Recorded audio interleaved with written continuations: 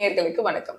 நம்ம உடம்புல எந்தெந்த உறுப்புகள்லாம் அதிகமா நம்ம யூஸ் பண்றோமோ அது எல்லாத்தையுமே அதிகமா சர்வீஸ் பண்ண வேண்டியது ரொம்ப அவசியம். அதாவது நம்ம ஹார்ட் அதிகமா ஒர்க் ஆயிட்டே இருக்குன்றதுனால அதோட ஹெல்த்தை நம்ம ப்ராப்பரா மெயின்டைன் பண்ணிக்கணும். இந்த உணவுகள்லாம் சாப்பிடக்கூடாதுன்னு ரொம்ப கான்சியஸாவே இருக்கும்.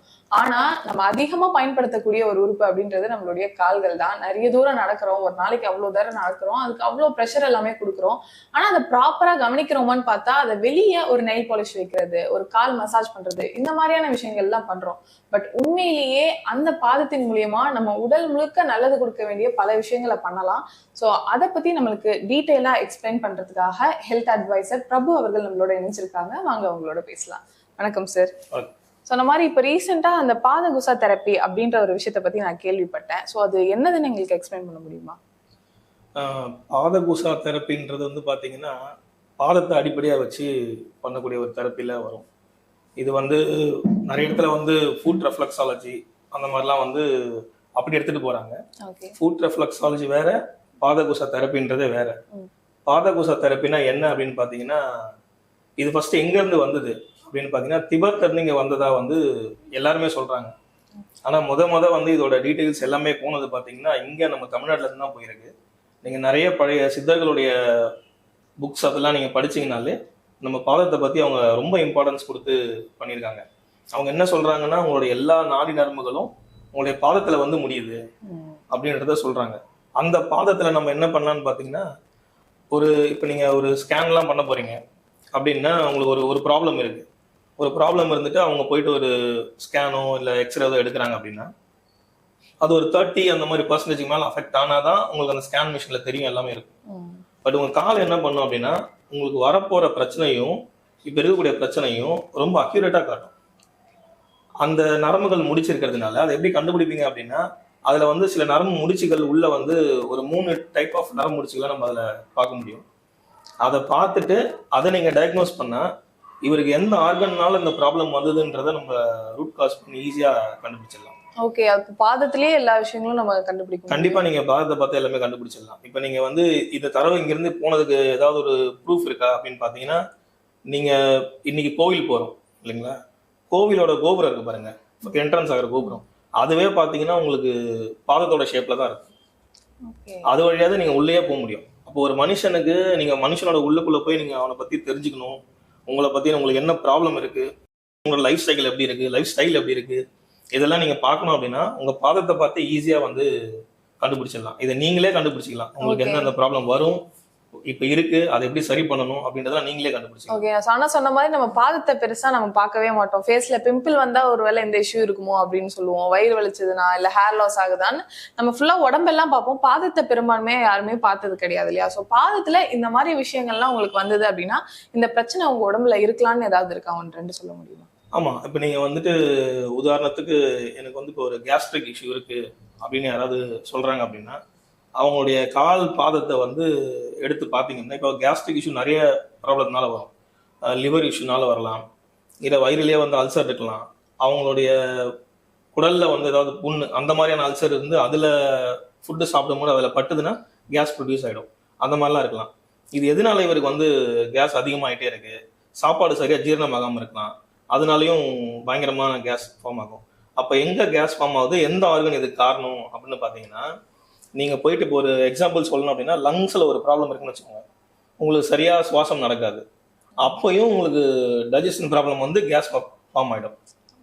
ஸோ அந்த டைமில் நீங்கள் இது லங்ஸ்னால தான் ப்ராப்ளமா அப்படின்றத உங்களுக்கே தெரியாது. நம்ம எல்லாருமே என்ன பண்ணுவோம்னா வயிறுல ஒரு ப்ராப்ளம் சொன்ன உடனே போயிட்டு வயிறுக்கு மட்டுமே மருந்து எடுத்துட்டு இருப்போம், வயிறை கிளீன் பண்ணிட்டு இருப்போம், எல்லாமே பண்ணிட்டு இருப்போம். ஆனா லங்ஸ்னால தான் நம்மளுக்கு வயிறுல ப்ராப்ளம் வந்து கண்டுபிடிக்க முடியாது. அதை வந்து நீங்க ஈஸியா காலை எடுத்து பார்த்தோம் அப்படின்னா ரெண்டு கால் இருக்கு நம்மளுக்கு. ஸோ உங்களுடைய லெஃப்ட் சைடு காலில் லெஃப்ட் சைடில் இருக்க ஆர்கன் மட்டும்தான் மென்ஷன் ஆகும். ஆமா, ரைட் சைடு காலில் ரைட் சைடில் இருக்கிறது மட்டும்தான் மென்ஷன் ஆகும். அப்போ எந்த லங்ஸ்ல ப்ராப்ளம் இருக்கு அப்படின்னு பார்க்கறதுக்கு நீங்க அவங்களுடைய காலை நீங்க எடுத்து பார்த்துக்கலாம். நீங்க காலை இப்படி எடுத்து பார்த்தீங்க அப்படின்னா உங்களுடைய விரலுக்கு கீழே ஒரு பெரிய ஒரு ஏரியா இருக்கும், அது வந்து உங்க லங்ஸை மென்ஷன் பண்ற மாதிரியான ஒரு பிளேஸ். அது அங்க என்ன பண்ணலாம்னா நீங்க அப்படியே தடவை பார்த்தீங்கன்னா அந்த இடத்துல வந்து உங்களுக்கு சில நாட்ஸ் மாதிரி இருக்கும், ஒரு சின்ன மண்ணு இருக்கும் பாத்தீங்களா, அந்த துகள் மாதிரி உள்ளுக்குள்ள இருக்கும், கால் உள்ளுக்குள்ளேயே ஒரு மண் துகள் மாதிரி இருக்கும். அதை நீங்க இப்படி உடைச்சு பார்க்கலாம், சில பேருக்கு உடையும். ஆமா, சின்ன சின்னதா மண்ணு மாதிரியே இருக்கும். அது சில பேருக்கு என்ன இருக்கும்னா பெருசா பெரிய ஒரு நெட்டு மாதிரி ஃபார்ம் ஆயிட்டு இருக்கும், ரொம்ப பெருசா. இப்ப உங்களுக்கு அதுவுமே நீங்க இன்னும் பர்டிகுலர் எப்படி பார்க்கலாம் அப்படின்னா, லங்ஸே 3ஆ பிரிக்கலாம். மேல, மிடில், லோவர்னு சொல்லிட்டு 3ஆ பிரிக்கலாம்.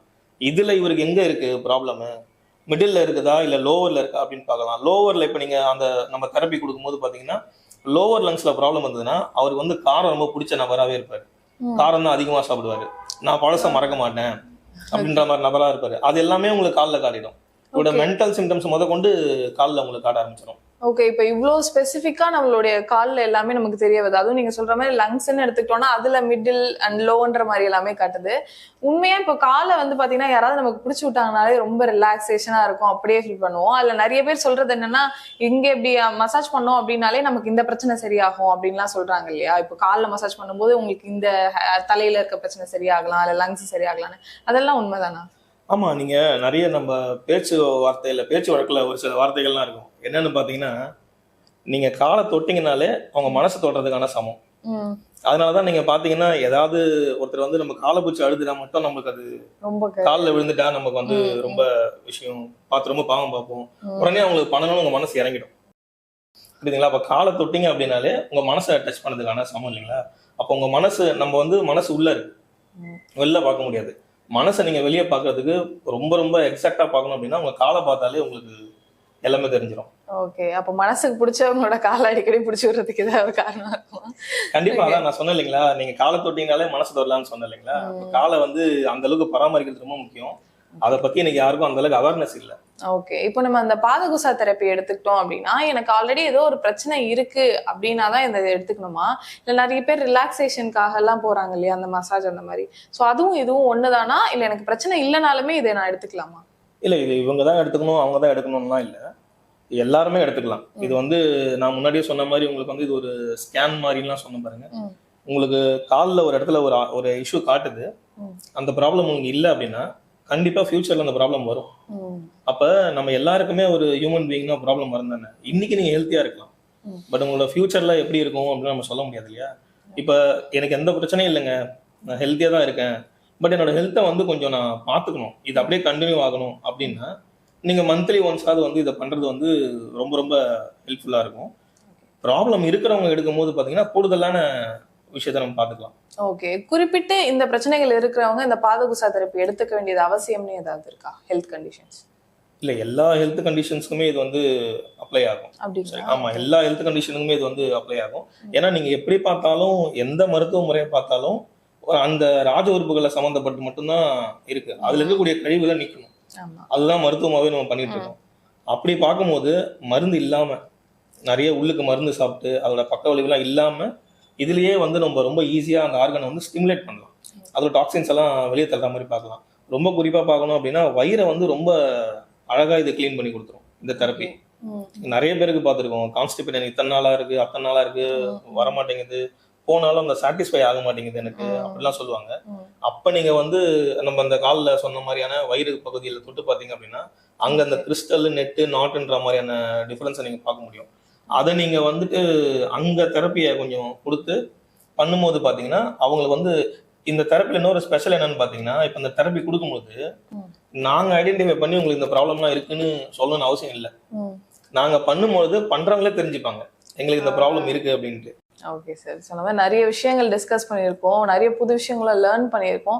நம்ம பாதம் அப்படிங்கிறத வெளியே ரொம்ப அழகா வச்சுக்கணும் அப்படின்றத மட்டும் பார்க்காம நம்ம உடல் நலத்தை மெயின்டைன் பண்றதுக்கும் அது ரொம்பவே முக்கியமான பங்கு வகிக்குது அப்படின்றத ரொம்ப தெளிவா எக்ஸ்பிளைன் பண்ணியிருக்கீங்க. எங்களோட ஜாயின் பண்ணி மக்களுக்கு அவேர்னஸ் கொடுத்ததுக்கு ரொம்ப நன்றி சார். தேங்க்யூ. ஸோ இந்த பாதகுசா தெரப்பி அப்படிங்கிறதும் இந்த மாதிரி ஏதாவது ப்ரொசீஜர் இருக்கா, கையிலேயே பண்ணுவாங்களா, இல்லை எந்த மாதிரி மெத்தட்ல பண்ணுவாங்க, அது ப்ரொஃபஷனலா பண்ண வேண்டியது அவசியமா இல்லை யார் வேணாலும் வீட்டுல பண்ணலாமா?